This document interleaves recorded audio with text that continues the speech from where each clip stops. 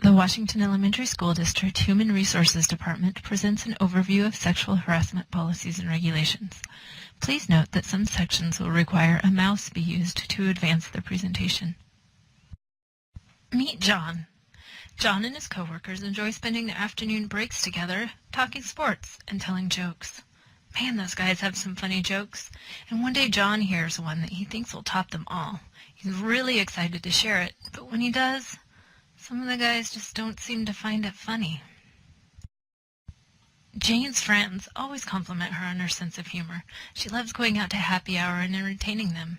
She just started a new job and is trying to fit in by telling those funny stories from her latest dating disasters. But some of Jane's coworkers feel that Jane shares a little too much information from these romantic encounters.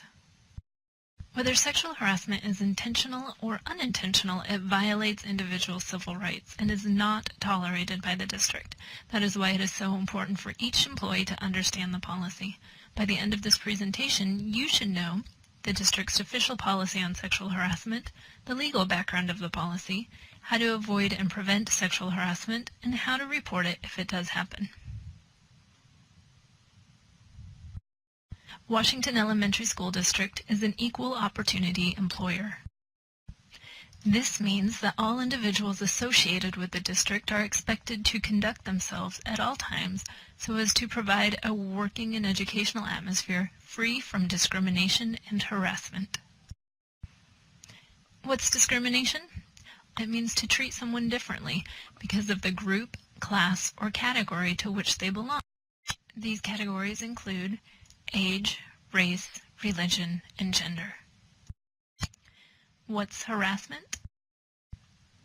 According to the district governing board policy, sexual harassment consists of unwelcome advances, requests for favors, and other verbal or physical conduct of a sexual nature when made by a member of the school staff to a student or to another staff member, or when made by a student to another student, that affects the employment or educational environment.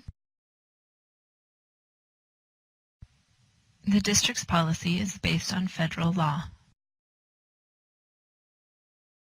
Starting in 1964, the Civil Rights Act made discrimination unlawful. And then, in 1980, the Equal Employment Opportunity Guidelines were published. A few years later, the Supreme Court refined the definition of sexual harassment. Finally, in 1997, sexual harassment guidelines for schools were issued. These prohibit gender discrimination in public schools. Sexual harassment is considered a form of gender discrimination. That's a lot of big words, but what does all of this really mean? As the board policy indicates, sexual harassment can involve several types of parties. It can be student-to-student harassment, employee-to-student, employee-to-employee, and a supervisor-to-employee. There are two types of sexual harassment: quid pro quo and hostile environment. Quid pro quo means this for that. It's submission to unwelcome sexual advances in exchange for continued employment or job advancement or educational benefit. According to the governing board policy, quid pro quo occurs when submission to such conduct is either explicitly or implicitly made a term or condition of an individual's employment or education. Explicitly means this happens openly and clearly, while implicitly means the terms are implied. It can also occur when submission to or rejection of such conduct is used as a basis for employment or education decisions affecting individuals. For example, a teacher may seek sexual favors from a student in exchange for a passing grade, or a supervisor may seek sexual favors from a subordinate in exchange for a promotion. The other type of sexual harassment is hostile environment. To be considered hostile environment, an incident must have proof of unwelcome sexual harassment that is based on gender and sufficiently severe, persistent, or pervasive so as to alter conditions of education or employment. The governing board policy states that such conduct has the purpose or effect of substantially interfering with an individual's educational or work performance, or creating an intimidating, hostile, or offensive employment or education environment. So how would this hostile environment feel? Some physical examples of hostile environment include touching, grabbing, pinching, assault, kissing, posturing. Posturing means to act in an effective or artificial manner, so as to create a certain impression. Hugging, patting, gesturing, or leering, which is a look of suggestive or malicious intent. How might this type of environment sound? Some verbal examples of hostile environment could include pressuring someone for dates, telling inappropriate jokes, asking inappropriate questions, using obscene language, spreading rumors or making tasteless remarks, making inappropriate comments, or propositioning someone. If you have to ask yourself if something might be considered appropriate, it's probably best to assume that it is, and avoid saying it. There are also visual elements to a hostile environment. This can include sexually oriented cartoons, posters, magazines, pinup calendars, hand signals, drawings, computer images, written documents, emails, or objects. So funny email forwards and pictures of your romantic beach vacation are usually best kept out of the workplace. All parties need to be involved in the prevention of sexual harassment. If you experience unwelcome behavior, let the person know directly or through a supervisor before the actions escalate. Document inappropriate behavior and actions. Do not inappropriately respond back to an employee. Do not retaliate. Always inform your supervisor of concerns and contact Human Resources if you have a question about any situation.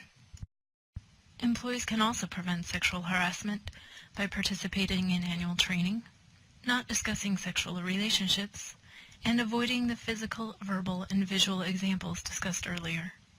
Even if you consider people at work as to be friends, it is still important to keep behavior professional while at work.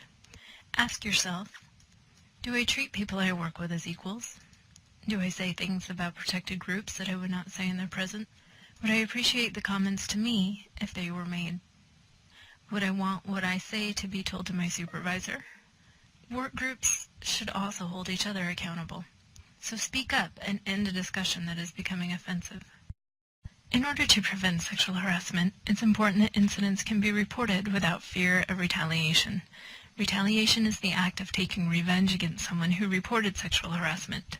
It can be direct or indirect, physical or emotional, and is not tolerated by the district.